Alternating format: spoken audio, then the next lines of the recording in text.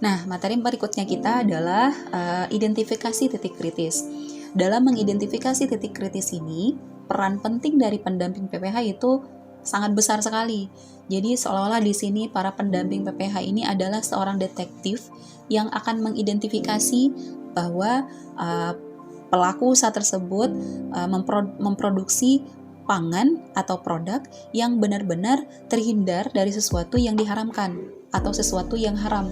Jadi para pendamping PPH di sini perlu mengidentifikasi sampai sejauh itu, baik ya tentunya dengan cara yang baik ya, dengan cara yang ramah, tanpa harus menghakimi gitu. Tapi benar-benar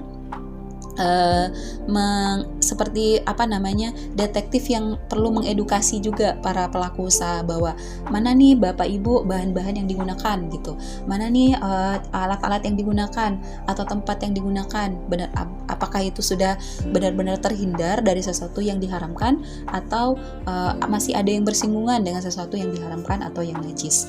Nah, jadi kalau misalnya kita definisikan, titik kritis itu adalah, atau titik kritis utama itu adalah tempat yang paling sering muncul sebagai penyebab masuknya bahan haram atau najis ke dalam produk.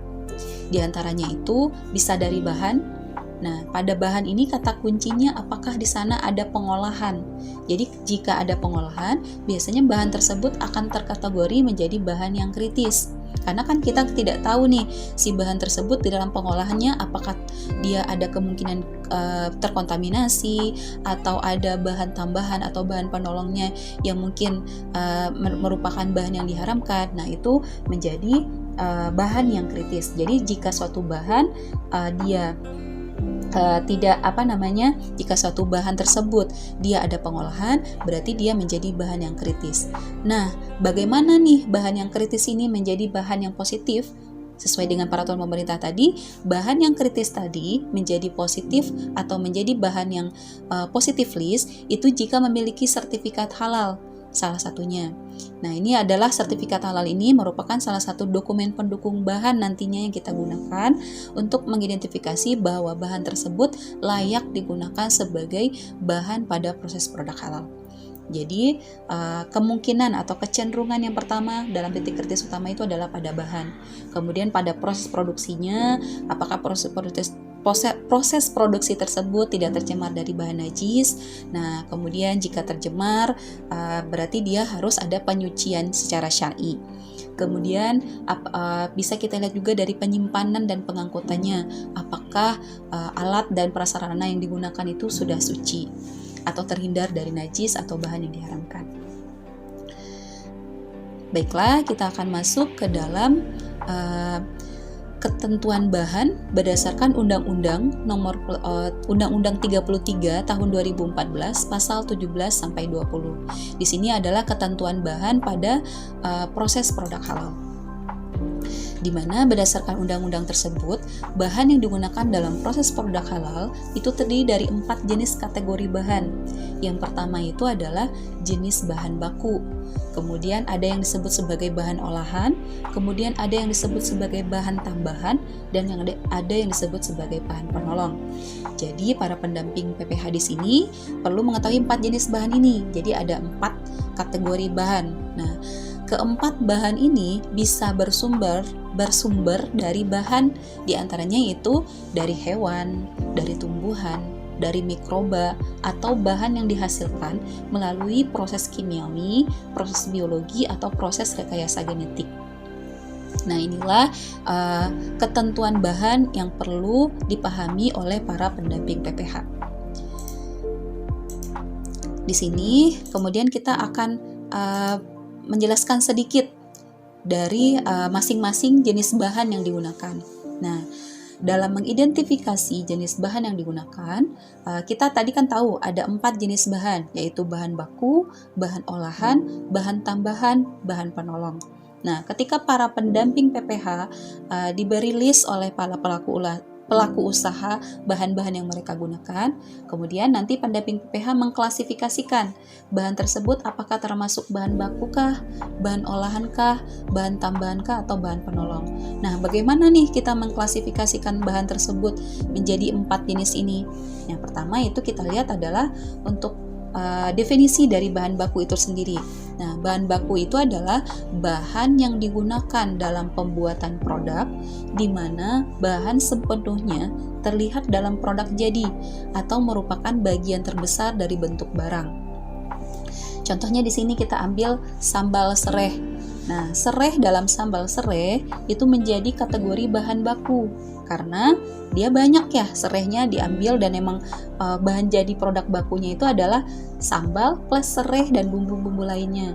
Jadi di sini sereh berperan sebagai bahan baku pada sambal sereh. Kemudian ada yang disebut sebagai bahan olahan. Bahan olahan apa? Bahan hasil proses pengolahan dengan cara atau metode tertentu. Contohnya kita punya sereh, tapi serehnya itu sudah diolah menjadi sabun cuci piring sereh. Jadi di sini bahannya itu merupakan bahan pendukung ya, misalnya sabun cuci piring sereh ini adalah bahan olahan sebenarnya, meskipun sebenarnya tidak digunakan ya dalam produknya, atau enggak misalnya kita contohkan adalah sosis gitu, dan sosis itu di sini merupakan produk olahan digunakan dalam nasi goreng sosis. Nah, berarti sosis dalam nasi goreng merupakan bahan olahan seperti itu.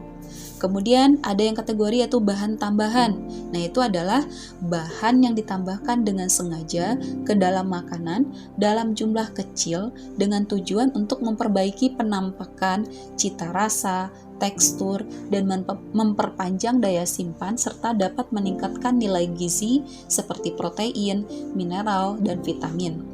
Nah, daftar dari bahan tambahan ini yang memenuhi persyaratan kesehatan itu terdapat di Perkab POM bahan tambahan. Jadi ada juga tuh list dari bahan tambahan yang dalam bentuk PDF juga, list-list dari bahan-bahan yang termasuk ke dalam kategori bahan tambahan yang memenuhi persyaratan kesehatan.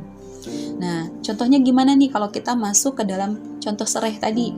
Jadi sereh ketika sereh itu menjadi sereh bubuk, itu kan biasanya meningkatkan cita rasa dari makanan kita ya. Jadi sereh yang sudah menjadi sereh bubuk dan ikut terkonsumsi gitu si sereh bubuknya itu. Nah, sereh pada sereh bubuk karena dia meningkatkan cita rasa atau penampakan atau ada vitamin di situ untuk makanan atau produknya tersebut, itu terkategori menjadi sereh di sini adalah sebagai bahan tambahan. Nah, kemudian ada yang dikategorikan sebagai bahan penolong. Nah, bahan penolong itu apa? Yaitu bahan-bahan yang diperlukan untuk proses produksi, tetapi hanya dimanfaatkan untuk meningkatkan efisiensi saja. Nah, bahan penolong juga diartikan sebagai bahan, tidak termasuk peralatan di sini ya, yang lazimnya tidak dikonsumsi sebagai pangan. Nah, daftar bahan penolong yang memenuhi persyaratan kesehatan terdapat di Perkab POM bahan penolong. Jadi juga ada tuh daftar dari list bahan penolong berdasarkan Perkab POM yang memenuhi persyaratan kesehatan. Nah, di sini jika kita masuk contohkan kepada sereh, itu misalnya kita punya sedotan sereh. Nah, di sini serehnya tidak meningkatkan cita rasa dan tidak ikut terkonsumsi. Jadi, si sedotan sereh pada minuman yang memiliki sedotan sereh menjadi kategori yaitu bahan penolong. Jadi, para pendamping PPH di sini perlu paham bahan-bahan yang tadi digunakan oleh pelaku usaha tersebut apakah termasuk ke dalam bahan baku yang banyak, yang terkategori banyak dan sepenuhnya terlibat dalam produk jadi. Kemudian, ataukah terkategori ke dalam bahan olahankah atau kategorinya bahan tambahankah atau bahan penolong. Nah, ini perlu diidentifikasi oleh para pendamping PPH. Kemudian, jika kita lihat tadi, kita tahu bahwa bahan-bahan keempat jenis bahan tadi yaitu bahan baku, bahan olahan, bahan tambahan, bahan penolong itu berasal dari 4 sumber bahan juga. Nah, diantaranya itu adalah hewan, tumbuhan, bahan tambahan mikroba, atau sintetik kimia dan mineral. Nah, kategori dari sumber bahan ini, yang pertama kita masuk ke hewan dulu. Nah, bahan yang berasal dari hewan itu pada dasarnya halal, kecuali yang diharamkan menurut syariat, meliputi bangkai, darah, babi, atau hewan yang disembelih tidak sesuai dengan syariat. Jadi semua kategori hewan itu pada dasarnya halal kecuali yang diharamkan menurut syariat. Tadi ada ya kita pelajari hewan-hewan kategori bahan yang diharamkan sesuai dengan syariat Islam. Kemudian pada tumbuhan, sumber bahan yang berasal dari tumbuhan itu juga sama, pada dasarnya adalah halal kecuali yang memabukkan dan yang membahayakan kesehatan bagi orang yang mengkonsumsinya.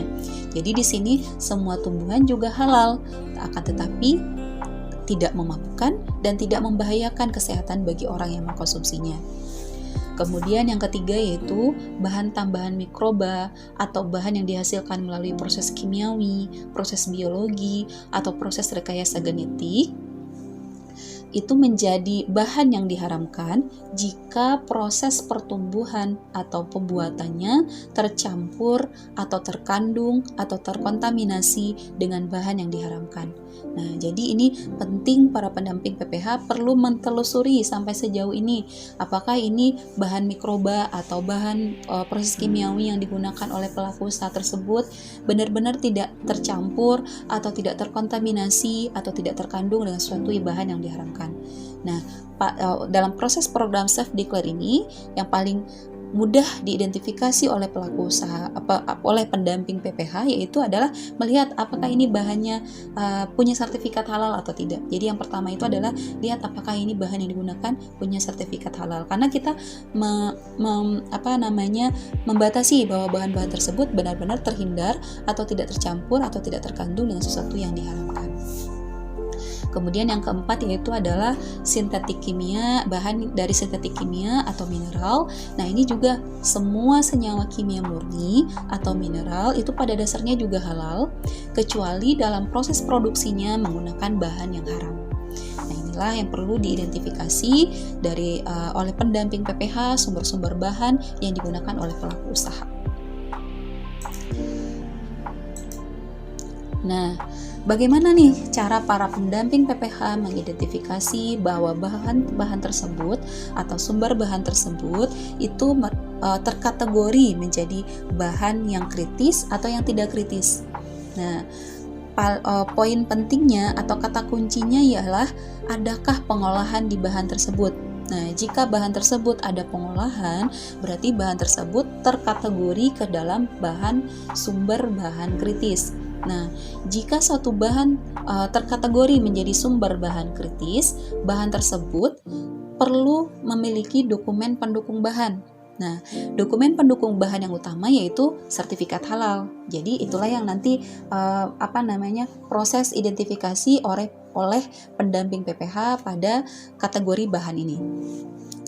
Baiklah, kita masuk dulu. Yang pertama yaitu kategori bahan hewani. Nah, bahan hewani kita klasifikasikan menjadi dua, yaitu bahan hewani dalam bentuk susu, telur, dan ikan. Kemudian bahan hewani dari daging dan hasil sampingnya seperti lemak, tulang, kulit, dan lain sebagainya. Nah, pada susu, telur, dan ikan, tadi kata kuncinya adalah ada atau tidak pengolahan.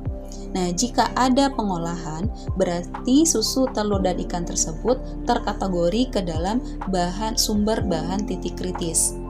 Akan tetapi, jika susu, telur, dan ikan tersebut tidak ada pengolahan, berarti susu, telur, dan ikan tersebut termasuk ke dalam bahan non-titik kritis. Contohnya, misalnya, kita punya ikan, kemudian nelayan mengambil di laut tanpa ada pengolahan apapun, dijual langsung ke pasar, dibeli oleh pelaku usaha, kemudian dijadikan sebagai produk makanannya. Berarti di sini bahan ikan tadi tersebut merupakan tidak ada pengolahan oleh nelayannya, kemudian dibeli langsung oleh pelaku usaha dan dijadikan produk. Nah, berarti si bahan ikan tersebut terkategori sebagai sumber bahan non-titik kritis. Akan tetapi, jika ikan tersebut diambil oleh nelayan, kemudian baik oleh nelayan yang sendiri diolah atau diolah secara industri dalam bentuk sajian sajian ikan instan gitu. Nah, kemudian baru dibeli oleh pelaku usaha, berarti ada pengolahan kan ya di sini. Nah, ketika ada pengolahan, berarti ikan tadi yang telah dalam bentuk kemasan itu menjadi sumber bahan titik kritis. Dan ketika ikan yang sudah diolah tersebut menjadi kategori sumber bahan titik kritis, jika ingin dilanjutkan proses pengajuan sertifikat halalnya memerlukan dokumen pendukung bahan. Nah, jadi dokumen pendukung bahan yang utama yang tadi kita lihat adalah label halal. Jadi ikan dalam kemasan tersebut wajib memiliki label halal pada kemasannya, atau dia sudah tersertifikat halal, dan bisa kita telusuri sertifikat halal tersebut di halalmui.org. Nah, kategori dari bahan hewani. Nah, pada bahan hewani itu kita kategorikan yang daging tadi ya. Kategori bahan hewani dari daging dan hasil sampingnya. Itu yang pertama, ada beberapa pertanyaan nih sebenarnya. Yang pertama itu, apakah daging dan hasil samping berasal dari hewan yang halal? Jika dia tidak berasal dari hewan yang halal, sudah pasti dia termasuk kategori bahan yang haram. Nah, kemudian jika jawabannya oh iya dia berasal dari hewan yang halal, ada pertanyaan berikutnya, apakah hewan tersebut disembelih sesuai dengan syariat Islam dan memiliki sertifikat halal penyembelihannya? Nah, jika jawabannya tidak, itu berarti hewannya tidak boleh digunakan. Tapi jika jawabannya iya, ada pertanyaan berikutnya, apakah ada pengolahan lanjutan? Nah, jika ada pengolahan lanjutan, berarti si bahan tersebut terkategori sebagai bahan titik kritis. Akan tetapi, jika tidak ada pengolahan lanjutan, berarti bahan tersebut merupakan bahan non titik kritis. Kita contohkan, misalnya kita punya dagingnya itu adalah ayam. Nah, ayam terkategori menjadi hewan yang halal? Iya, jawabannya iya. Kemudian ayamnya telah disembelih sesuai dengan syariat Islam dan memiliki sertifikat halal. Jawabannya sudah. Nah, kemudian ayam itu kemudian langsung dijual gitu, tanpa ada proses pengolahan, dijual di pasaran gitu. Nah, berarti si ayam ini kemudian dibeli oleh pelaku usaha. Berarti ayam tersebut terkategori sebagai bahan non titik kritis. Tapi misalnya ayam tersebut dikemas atau dipak, kemudian dijual, baru dijual ke pasaran. Berarti si ayam tersebut karena ada proses pengolahan atau pengemasan atau mungkin kategorinya itu lebih pengolahan lebih lanjutan itu bisa kan kita banyak tuh ada ayam mentah yang dijual di supermarket yang sudah ada kemasannya. Nah, itu tuh terkategori sebagai ayam sumber bahan titik kritis seperti itu. Dan kata kuncinya tadi, jika dia terkategori sebagai sumber bahan titik kritis, dia wajib punya dokumen pendukung bahan yang utama, yaitu sertifikat halal dari bahan tersebut. Nah, kemudian kita masuk ke dalam sumber bahan nabati. Nah, pada sumber bahan nabati itu juga sama. Kata kuncinya apakah tidak ada atau tidak pengolahan. Nah, jika tidak ada pengolahan, berarti dia termasuk ke dalam sumber bahan non titik kritis atau positive list. Contohnya, misalnya kita punya sayur oleh petani diambil di ladang tanpa ada proses pengolahan dan yakin ketika mengambil itu tidak terkontaminasi dengan sesuatu yang diharamkan, berarti kemudian dijual di pasaran, kemudian dibeli oleh pelaku usaha, berarti tadi sayur itu terkategori sebagai sumber bahan non titik kritis. Tetapi jika sayur tersebut ada pengolahan nih, nah berarti perlu dilihat apakah pengolahan itu melibatkan sesuatu bahan yang kemungkinan akan terkontaminasi dengan sesuatu yang diharamkan atau tidak. Contohnya misalnya kita punya atau enggak, kita sederhanakan, kita punya bahan nabati atau misalnya contohnya tadi sayuran kita kedelai gitu atau enggak tempe gitu, pembuatan tempe gitu. Nah, apakah di sini melibatkan kultivasi mikrobial gitu. Nah, jika dia melibatkan kultivasi mikrobial, dilihat apakah fermentasinya ada fermentasi khamar di sini. Nah, jika jawabannya ada fermentasi khamar, ya dimana itu terkategori sesuatu yang diharamkan, berarti dia bahan tersebut terkategori sebagai bahan yang diharamkan. Tetapi jika tidak melibatkan sesuatu, fermentasinya tidak melibatkan fermentasi khamar, berarti dia termasuk ke dalam bahan non titik kritis. Jadi jika ada kultivasi mikrobial meskipun tidak melibatkan khamar, karena di sini ada pengolahan lanjutan, makanya bahan tersebut terkategori sebagai bahan titik kritis. Nah, jika dia tidak melibatkan kultivasi mikrobial, contohnya tadi kita punya sayur, kan tidak ada ya pelibatan kultivasi mikrobial di situ, tapi ada mungkin bahan tambahan atau bahan penolong yang ditambahkan ke dalam sayur tersebut gitu, biar dia lebih fresh lagi atau biar dia lebih kemudian biar dia bertahan lebih lama lagi. Nah, jika ada, berarti jawabannya si sayur tadi menjadi kategori bahan yang titik kritis. Nah, tapi jika sayur tersebut tidak ada bahan tambahan atau bahan penolong yang ditambahkan gitu ke dalam sayur tersebut, nah berarti dia menjadi kategori bahan non titik kritis. Jadi, poin pentingnya di sini adalah baik itu bahan hewani, bahan nabati, sumber bahannya tersebut pada dasarnya halal. Kemudian jika mengalami pengolahan, nah pengolahannya inilah yang menyebabkan dia menjadi kategori bahan yang titik kritis, atau karena kemungkinan akan ada bahan tambahan atau bahan penolong lain yang mungkin si bahan tersebut terkategori sebagai suatu bahan yang diharamkan sesuai dengan fatwa MUI. Nah, kemudian kita sebenarnya di sini penting nih mengidentifikasi sampai sejauh mana suatu bahan itu benar-benar berasal dari sesuatu yang tidak diharamkan gitu, atau berasal dari sesuatu yang dihalalkan. Karena di sini ini sangat banyak sekali potensi dari suatu jenis bahan yang mungkin kita sehari-hari bisa temui atau yang dijual di pasaran itu. Banyak sekali jenis bahan-bahan yang ternyata bisa bersumber dari sesuatu yang diharamkan ya gitu. Jadi kita berpikir dua kali, si bahan ini tuh benar-benar dari sesuatu yang halal atau tidak nih gitu. Nah, contohnya nih, misalnya kita tahu babi itu adalah sesuatu yang diharamkan sesuai dengan syariat Islam. Nah, dari babi ini itu banyak sekali ternyata bisa diolah, dari tubuhnya babi ini bisa diolah dan dimanfaatkan untuk sesuatu yang kita konsumsi gitu. Di antaranya itu mungkin dari tulangnya itu bahkan mungkin bisa menjadi aksesoris atau bisa menjadi sumber fosfor pada campuran macam-macam makanan. Kemudian bisa digunakan sebagai kuah bakmi, bisa digunakan sebagai kuah bakso, bahkan bisa digunakan menjadi karbon aktif, di mana karbon aktif ini sering dipakai untuk penyaringan air ya. Nah, sampai sedetail ini, semanfaat ini gitu, bisa potensinya dari babi ini, dari tulangnya untuk sebagai sumber karbon aktif. Kemudian tulangnya juga sebagai sumber kalsium, baik itu untuk susu, pada minuman, atau mungkin pasta gigi. Nah, kemudian dari tulangnya itu ada gelatin, yang dimana gelatin itu juga sangat banyak manfaatnya dipakai atau potensinya digunakan. Di antaranya itu adalah gelatin digunakan sebagai emulsifier pada yogurt, es krim, atau mentega. Kemudian gelatin pada permen, pada marshmallow, pada selai, pada kapsul, pada jelly, mungkin pada puding atau pelembut yang dipakai pada cake atau biskuit.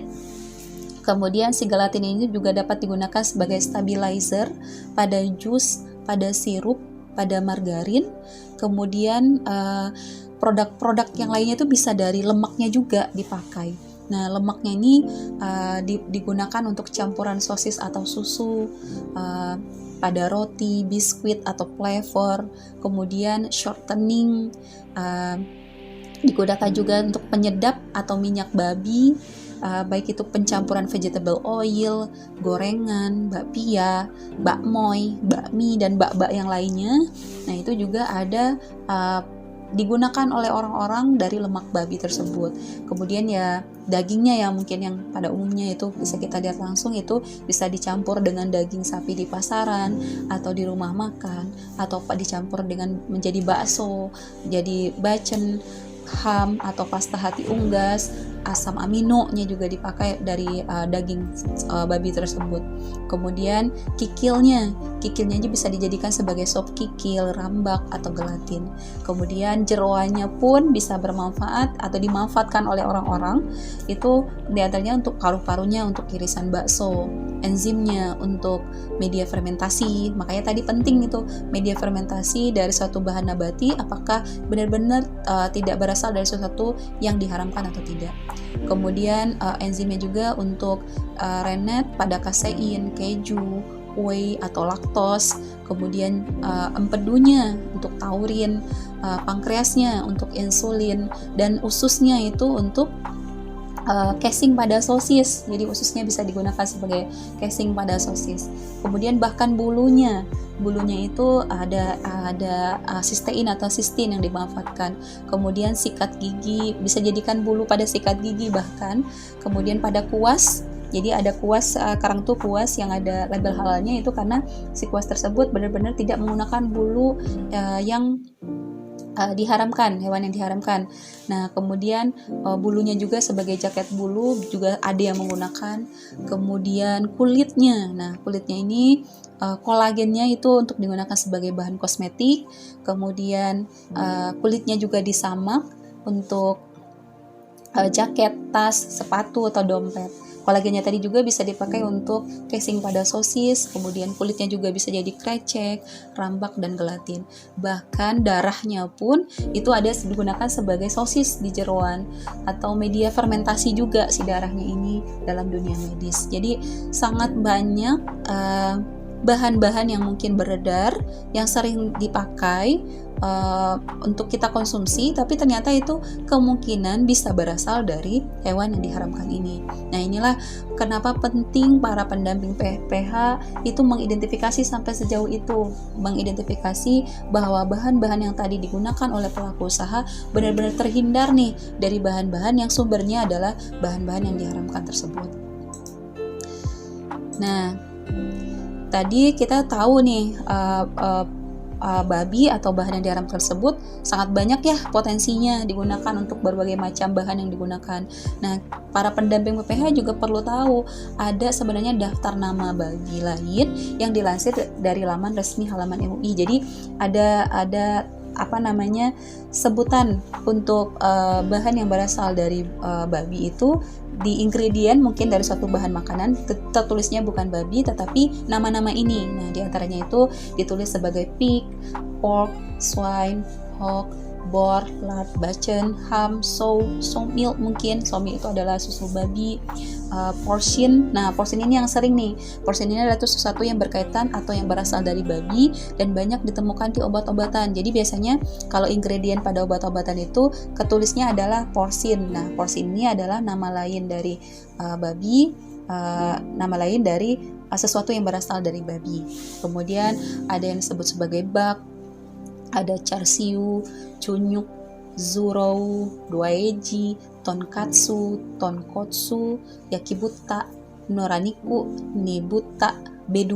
Nah, ini B2 ini adalah sebutan makanan yang berbahan babi di Indonesia. Biasanya itu ingredientnya dituliskan B2. Berarti B2 ini adalah si makanan produk tersebut atau bahan tersebut berarti dia mengandung babi. Nah, kemudian ada yang disebut sebagai khinzir, itu babi dalam bahasa Arab dan Melayu. Kemudian kakuni, ada baikwat, itu adalah iga babi. Nah, kemudian ini adalah tadi kita tahu nama-nama lain. Jadi para pendamping PPH misalnya ketemu nih ada pelaku usaha menggunakan bahan sumber bahan ini A gitu. Nah, perlu dilihat juga sama oleh pendamping PPH apa ini ingredientnya, apa dari ingredient dari sumber bahan tersebut. Di samping yang utamanya tadi itu adalah si bahan tersebut sudah punya sertifikat halal. Karena kalau misalnya si bahan tersebut sudah punya sertifikat halal, berarti si ingredient ini sudah sesuai dengan standar halal oleh sesuai dengan syariat Islam. Nah, kalau misalnya kita kategorikan tadi, bagaimana nih kita mengidentifikasi bahan kritis dari produk pangan? Jadi tadi kata kuncinya adalah apakah ada pengolahan dari bahan tersebut. Contohnya misalnya kita punya pembuatan roti. Di sana ada bahan bakunya tepung terigu, gula, air, kemudian bahan tambahnya ada garam, ragi, susu, mentega, telur, emulsifier, dough, improver, malt, aroma, dan bahan pengisi roti juga termasuk kategori di sana. Nah, para pendamping PPH yang utama itu adalah lihat, cek bahannya ini ya, apakah terkategori bahan yang positive list atau tidak. Nah, kalau dia positive list berarti dia termasuk bahan non titik kritis. Nah, ketika dia ada kecenderungan di sana, dia ada pengolahan di situ, amannya kita kategorikan dia menjadi bahan yang titik kritis. Ketika dia menjadi bahan yang titik kritis, berarti para pendamping PPH perlu menambahkan nih dokumen, para pendamping PPH perlu meminta pelaku usaha untuk menambahkan dokumen pendukung bahan tersebut. Nah, dokumen pendukung bahan yang utama yaitu sertifikat halal. Jadi karena tadi sebagai contoh nih, kita punya ragi atau emulsifier, itu kan bahan-bahan yang kritis juga ya, karena kemungkinan bisa bersumber dari sesuatu yang diharamkan. Berarti ragi atau emulsifier tersebut wajib memiliki dokumen pendukung bahan yaitu sertifikat halal. Nah, gimana dengan tepung terigu? Nah, tepung terigu juga bisa kategorikan sebagai bahan yang kritis karena di sana ada pengolahan kan ya. Nah, kita nggak tahu apa pengolahannya tersebut benar-benar tidak terkontaminasi dengan sesuatu yang diharamkan atau tidak. Nah, oleh karena itu juga perlu ada dokumen pendukung bahan yang mendukung bahwa tepung terigu yang digunakan tersebut sudah merupakan tepung terigu yang halal gitu.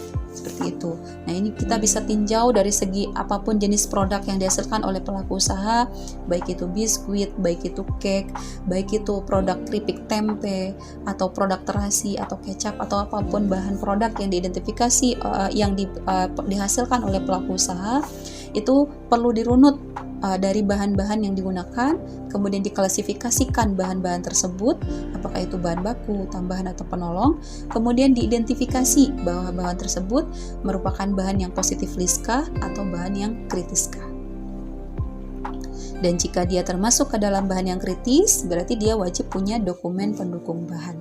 Nah, dokumen pendukung bahan yang utama yaitu sertifikat halal. Nah, inilah yang menjadi poin penting nanti yang perlu diverifikasi dan divalidasi oleh para pendamping PPH. Ini adalah matriks penggunaan bahan dalam produk dan daftar nama bahannya.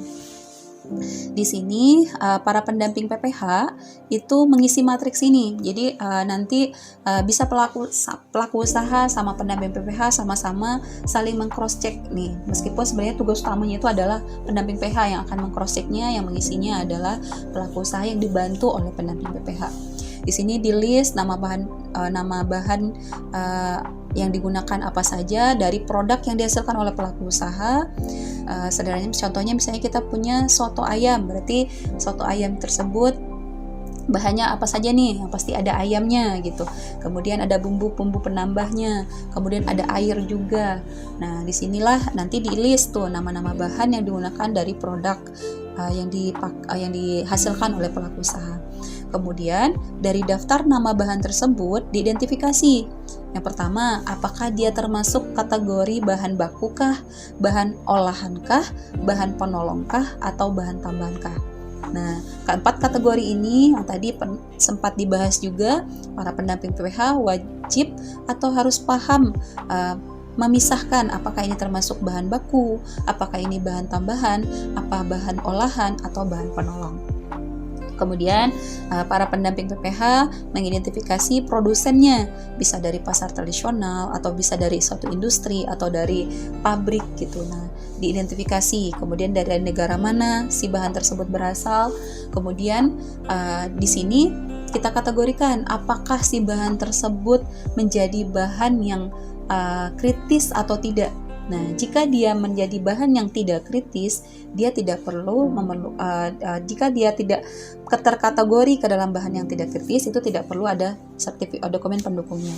Tapi jika dia terkategori ke dalam bahan yang kritis, si bahan tersebut wajib memiliki dokumen pendukung bahan. Nah, dokumen pendukung bahan yang utama yaitu adalah sertifikat atau label halal dari bahan tersebut. Jadi, pendamping PPH perlu meng-cross check apakah ini kategorinya nih bahan kritis atau tidak. Kemudian jika kritis berarti wajib punya sertifikat atau label halalnya. Nah, kemudian label halal ini dicocokkan di website halalmui.org, apakah benar-benar ada nih bahan tersebut di website, kemudian sampai kapan berlakunya label halal tersebut. Kemudian para pendamping PPH juga meng-cross-check. Nah, tadi kita masuk lagi. Jadi, foto dari lampiran sertifikat halal serta foto screenshot dari website tersebut dilampirkan sebagai data pendukung dari bahan tersebut. Kemudian, para pendamping PPH juga perlu tahu bahwa bahan yang digunakan oleh pelaku usaha tersebut ada izin edar bahannya. Nah, inilah yang menjadi poin penting atau tugas penting dari pendamping PPH untuk memverifikasi dan memvalidasi bahan yang digunakan oleh pelaku usaha.